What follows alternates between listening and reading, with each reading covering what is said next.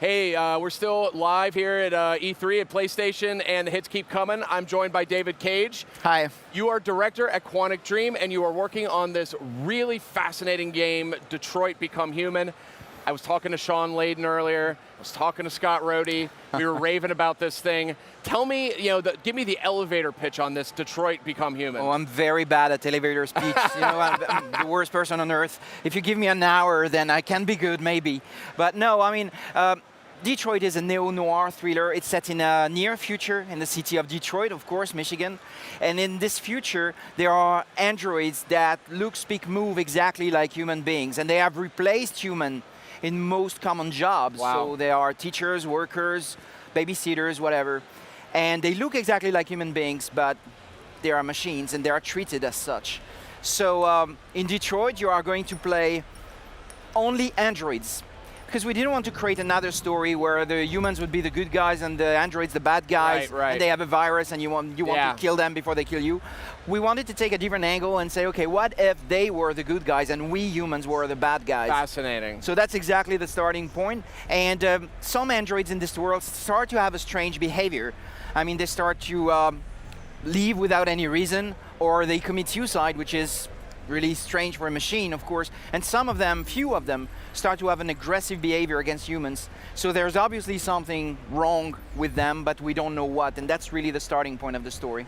I mean, just hearing you explain that, my mind is clamoring with all of these, analogies to things that are happening in actual culture right now. It's really, really cool. So, this is what I love about great science fiction, is that it's about actual things. It's about actual parts of our society, about parts of our culture. So that's why it's so exciting to me to see a game like this. And we're seeing some footage right now. We saw some of this at the press conference, a big PlayStation press conference the other night.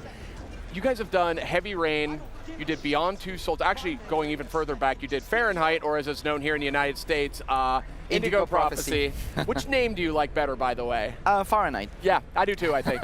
And you did Beyond Two Souls most recently, out now on PS4. Here we go with Detroit Become Human. And it's all about choice and consequence, right? Oh, absolutely. I mean, the first thing to know is that there is more than one playable character. It's pretty much like Heavy Rain. Yeah. We have different androids that we can play. So at the moment we have announced Kara as our very first playable character. And here we're at T3 to show the second playable character called Connor. And maybe there's more, who knows? Who's to say? Yeah. And the player will play them through different scenes. This is pretty much the same way Heavy Rain worked. And scene after scene, you tell the story. And what it was very important to us was not to tell the story through cutscenes, but to let the player build his own story through his actions, through his choices. So each player will have a different versions of this story, and this is really what we found exciting about this project. And of course, all characters can die, so there is no game over in this game. If you don't pay enough attention to your characters or make too many bad choices, you may lose one of your characters, as was the case on Heavy Rain. Yeah, that's great. And I mean, I've just loved, Quantic Dream to me is a company that's just not scared to take really, really esoteric concepts or really, really interesting risks creatively. And I think that's what's so exciting. Well, actually, we're very scared. Yeah. But we do it anyway. Yeah, you do it anyway. That's what you got to do, right? No, but we were very lucky also to get the support for 10 years now of Sony. Year after year. I mean, we came here in 2006 with our first short, which was called The Casting, that you can still find on YouTube. And that was exactly 10 years ago, and it was a dream come true for us to be And I remember that video very well. Yeah, and it was a dream come true for us to come to E3 and be on Sony's booth. Yeah. And here we are 10 years later, presenting Detroit for the first time in the US, so it's... I mean, it's tremendous, and I mean, I think it really speaks to the accomplishments of the studio. And I just love the theme, and I love the style. Like, you guys have always been had great style in your titles, but this one, I think it's got to be partly due to the power of PS4. You know, really being able to push the visual envelope. I mean, some of the stuff we're seeing right now is just knockout. You know, it's incredibly impressive. Well, we love developing engines, to be honest with you. We develop, each new game is a different engine. So we're probably one of the very few studios in the world to do that, because that's probably insane. But with Detroit, we wanted a very specific look. Yeah. And we wanted to develop the sense of cinematography in the engine. So we needed to develop some specific features about the lighting, What we call physically based shaders is the fact that all the materials react correctly to the light. We have developed what we call close-up lighting. So it's like in a film when we have close-up shots of the characters, they always have a specific lighting set, so they always look great. Cool. Lighting, shadows, what we call physical cameras, which is the fact that our lenses are really based on real physics of real optics. So it's a lot of tiny things that you add them all up. You exactly, know? and maybe gamers won't care about all this, but they just know it looks great. Yeah, it looks great. Yeah. So it's not lost on me. I remember maybe 3-4 years ago, you guys released a video called Kara. Absolutely. You know, and it was about it was actually really powerful about this robotic woman or an android woman being kind of constructed and kind of realizing who she is, trying to get away. Kind of soul-wrenching actually to watch that, but it was powerful stuff. And I think maybe it's become clear that that was maybe a prototype or sort of a thought experiment into this title. Yeah, well, it was not about Detroit. Actually, it was just a technical demo at the time. I just wanted to write a short piece, 5 minutes, and we wanted to test different emotions. So I needed to write a short script where my character would very quickly go from one emotion to another. And but the piece, when it became so successful, I mean, it's been viewed I don't know how many million times. It won an award at the LA Short Fest, which was a premiere for a video game, you know, technology. But I had no other plan beyond that. And actually, the question that people kept asking us was, what happens to Kara when she leaves the factory? And actually, I didn't have a clue. And but I was really haunted by this question because I thought, yeah, what happens to her? Yeah. And so I had to imagine the world outside the factory and what would happen to her when she leaves the factory, and that was really the starting point for Detroit. Powerful stuff, and again, that's what I love about you and I love about Quantic Dream is you're willing to take that stuff on, because it's not exactly like a standard blockbuster premise, right? It's a little deeper, it's a little more intellectual, but you guys have had some, you know, you guys have performed very well. I mean, Heavy Rain was a big hit. Beyond Two Souls did great, had a lot of Hollywood talent. I wanted to ask you a little bit about, you know, in terms of the interface, in terms of the controls. Are we veering a little closer to Heavy Rain or a little bit closer to Beyond Two Souls, or?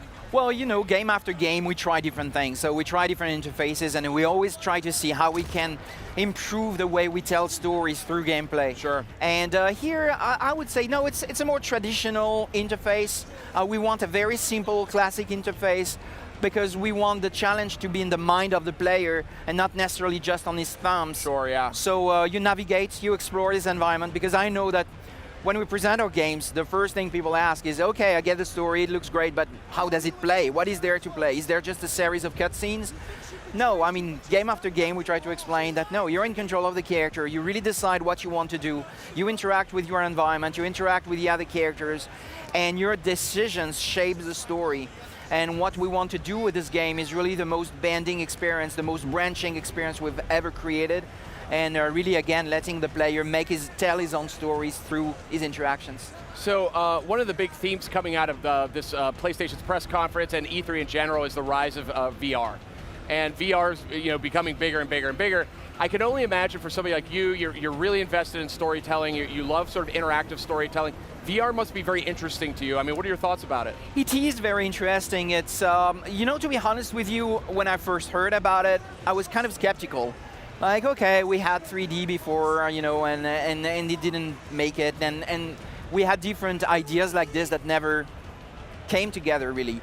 And is VR just another of them? And then I tested the system, and I was really surprised by especially the sense of presence that you have, which is totally new in our world, because suddenly you are in front of someone, and this person is in front of you. And your body begins to almost react to that. Yeah. Absolutely. Yeah. And that's so fascinating, and it's definitely very inspiring. I think it's not just a system on which you can just port existing games and say, look, this is the VR version. I think you really need to design for VR and maybe find new answers, maybe invent new things, because the system itself is so powerful and so different that you need to come up with new ideas in order to really use it. Yeah, it's exciting stuff, and we've got some, you know, we're getting some of the big IPs are sort of jumping in. You've got Batman, you know, we've got Star Wars. So, I mean, I feel like That was one of the big stories to come out of this E3 is really VR is here, and it's becoming more and more legitimized every day, thanks to great creators working on it. I think the other story to come out of E3, at least for me, is the rise of narrative, or maybe the second rise of narrative, because, I mean, I think this was really evident in PlayStation's press conference. I mean, God of War looked fantastic, and I mean, it was this side of that universe we've never seen before. You know, we obviously have Detroit, Become Human, what you're working on, looks sensational. It really got a rise out of people. And I mean, it was just game after game after game, really felt like they wanted to tell a deeper story. I mean, what are your thoughts on that? Oh, I totally agree. I mean, this is something we believed in, well, years and years ago. And we were a little bit alone when we started talking about all this, even around Indigo Prophecy time, you know, saying, you know, maybe storytelling can be a great addition to existing games, and maybe emotion is a great thing in games too. And some people laughed at us at the time, but today the situation has changed, and not because of us, just because it's a natural evolution of the industry. Storytelling is great. It makes people get involved, interested from the first second to the last second, and I think any type of game can benefit from a good and solid story and good characters. So yeah, I'm really happy, really glad to see all this coming together and more games having better and better stories. That's great, and I've got to ask you, I'd be remiss to not ask you this while I've got you here. Is there a game, is there a story from a game in the last, you know, maybe few years that you've played that you're like, that is a killer story, that's a wonderful story? I'd be curious. Oh, yeah, of course. I mean, I'm a big fan of Fumeto Ueda, and he's the creator of Ico and Shadow of the Colossus and The Last Guardian. And I really like this guy because I think he has a sense of poetry and a sense of storytelling that is very different from what I'm doing. Sure. But he manages to tell very interesting and deep and emotional stories, and in Shadow of the Colossus and Ico, without any dialogue, which is something absolutely amazing. But there are many great stories. I loved Two Brothers. It was a wonderful story. I mean, there are so many examples like this these days that it's difficult to pick up one. Yeah. For me, it was The Last of Us. I felt like that was just a really powerful accomplishment. Uncharted 4 also extremely impressive. I think Naughty Dog has really been looking great lately. Absolutely. But yeah, Detroit Become Human. I have to look out for that. It's that B that mixes me up. Detroit Become Human. It's coming to PS4. Yes. Do you have a time frame in mind, or is that still being discussed? No, we have not announced any release date for now. So it's still under works. Deep in development. Absolutely. Oh yeah, very deep in development. But I'm very excited. This one is hugely on my radar. Thank you. I've loved your last few games. This one looks like it's just right up my alley. I love the neo-noir. I love artificial humans. I love all that stuff. So you made this game for me, and Absolutely. I want to thank you for that. Thank you. And I also want to thank you for stopping by to chat. Oh, it's a pleasure. Thank you for having me. Absolutely. PlayStation